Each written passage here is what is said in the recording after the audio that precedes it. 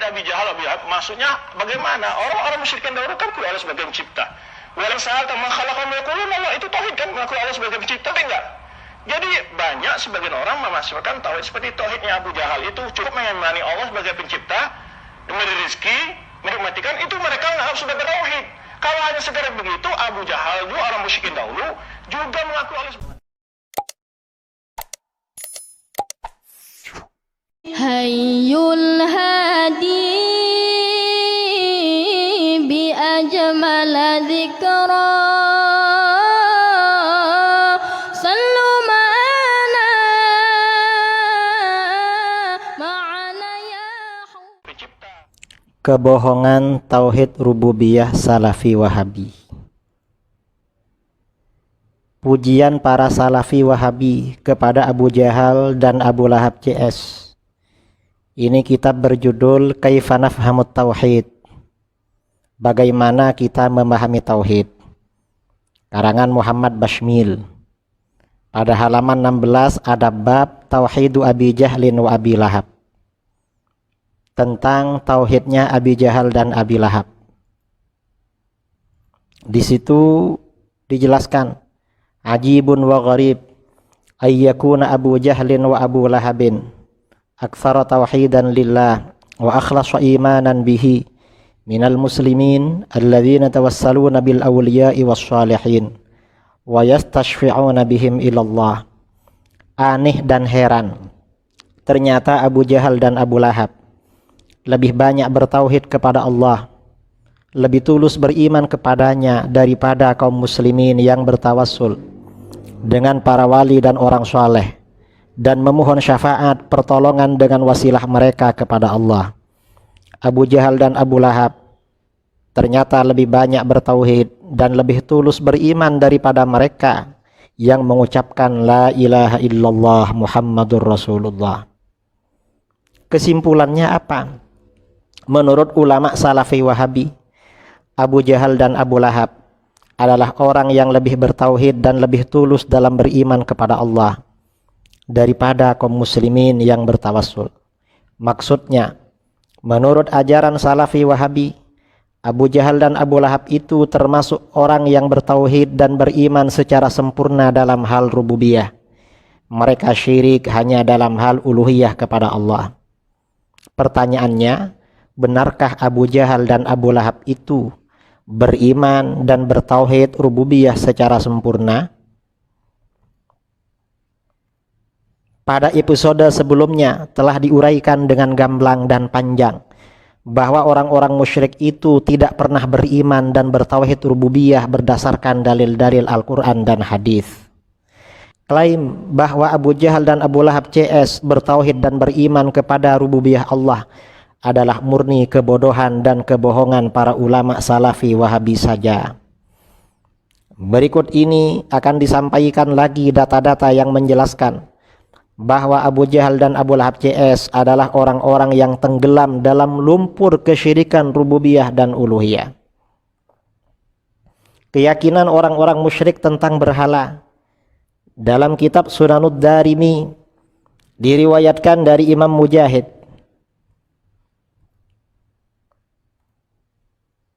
Dari Mujahid, tuanku As-Sa'ib bin Abi Sa'ib bercerita, aku diutus keluargaku membawa gelas berisi keju dan susu untuk dipersembahkan kepada sesembahan-sesembahan mereka.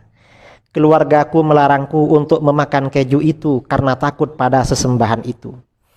Lalu datanglah seekor anjing memakan keju dan meminum susunya, kemudian mengencingi berhala itu, yaitu berhala Isaf dan Nailah. Nah, ini artinya apa?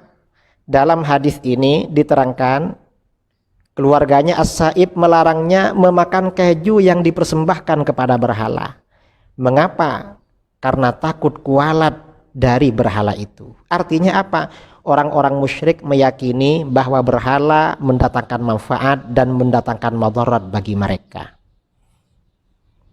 Ini artinya apa? Orang musyrik itu syirik secara rububiyah, tidak bertauhid secara rububiyah. Orang-orang musyrik memaki Allah Subhanahu wa ta'ala. Allah Subhanahu wa taala berfirman, "Wala tasubbul ladzina yad'una min dunillahi fayasubbullaha adawan bighairi ilm." Dan janganlah kamu memaki sesembahan yang mereka sembah selain Allah, karena mereka nanti akan memaki Allah dengan melampaui batas dan tanpa dasar pengetahuan. Al-An'am ayat 108. Maksud dari ayat tersebut, Ibnu Abbas menafsirkan, qalu ya Muhammad la tantahiyanna an sabbi alihatina aw lanahjuwanna rabbak fanahahumullah ayyasubbu awthanahum fayasubbullah adawan bighairi ilm. Orang-orang musyrik berkata, hai Muhammad, hentikanlah kamu memaki sesembahan-sesembahan kami, atau kami nanti akan memaki Tuhanmu. Maka Allah melarang kaum muslimin memaki berhala-berhala orang-orang musyrik, karena nanti akibatnya orang-orang musyrik akan memaki Allah dengan melampaui batas dan tanpa dasar ilmu pengetahuan. Riwayat Imam Ibnu Jarir At-Tabari dalam tafsirnya.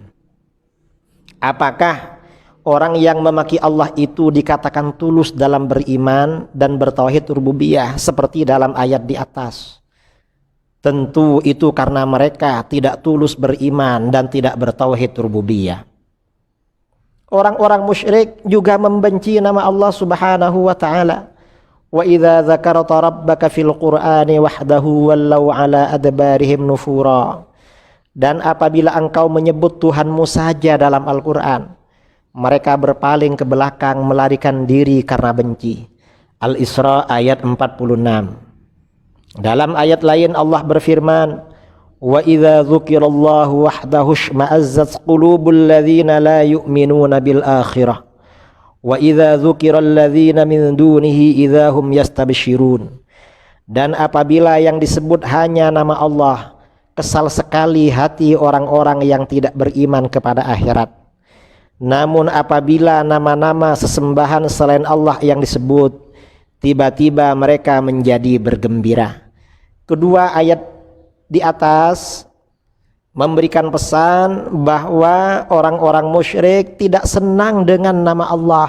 Mereka senang kepada nama-nama berhala sesembahan mereka. Apakah orang yang benci dan kesal mendengar nama Allah ketika disebut dianggap orang yang tulus dalam beriman dan bertauhid rububiyah? Tentu mereka bukan orang yang beriman dan bertauhid rububiyah. Orang musyrik juga meyakini bahwa Allah tidak mampu membangkitkan lagi manusia pada hari kiamat. Wa daraba lana mathalan wa nasiya khalqah. Qala man yuhyil 'idhama wa hiya ramim. Qul yuhyiha alladhi ansha'aha awwala marratin wa huwa bikulli khalqin 'alim. Dan dia membuat perumpamaan bagi kami dan melupakan asal kejadiannya. Dia berkata, siapakah yang dapat menghidupkan tulang belulang yang telah hancur luluh? Katakanlah Muhammad, yang akan menghidupkannya ialah Allah yang menciptakannya pertama kali. Dan dia maha mengetahui tentang segala makhluk.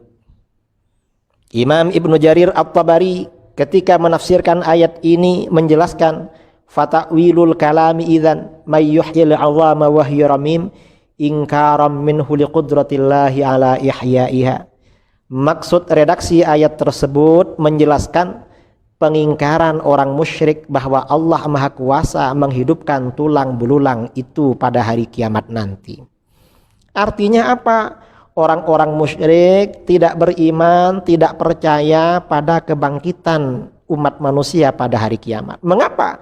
Mereka menganggap Allah tidak mampu dan tidak kuasa. Apakah orang musyrik yang meyakini bahwa Allah tidak mampu menghidupkan lagi orang mati pada hari kiamat dianggap orang yang tulus beriman dan bertauhid rububiyah? Tentu saja tidak. Orang yang mengingkari kekuasaan Allah menghidupkan lagi manusia pada hari kiamat tentu bukan orang beriman dan tidak bertauhid rububiyah.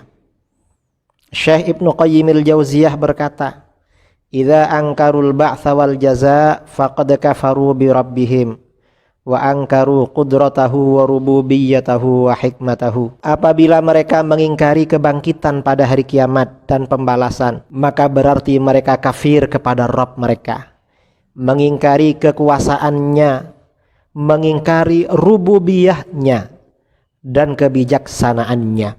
Demikian pernyataan Ibnu Qayyimil Jauziyah dalam kitabnya Ad-Da'u wad-Dawa halaman 206.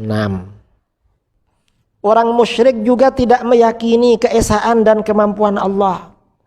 Am khalaqus samawati wal arda bal la yuqinun.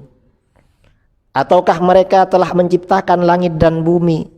Sebenarnya mereka tidak meyakini apa yang mereka katakan. At-Tur ayat 36.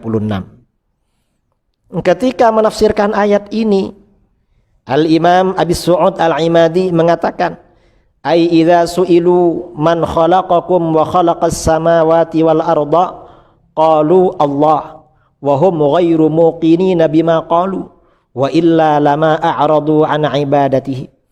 Apabila mereka orang-orang musyrik ditanya, siapa yang menciptakan kalian dan menciptakan langit dan bumi? Mereka berkata Allah, padahal mereka tidak meyakini apa yang mereka katakan.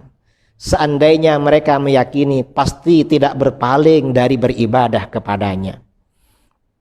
Penafsiran yang sama juga dikemukakan oleh Imam Ibnul Jauzi.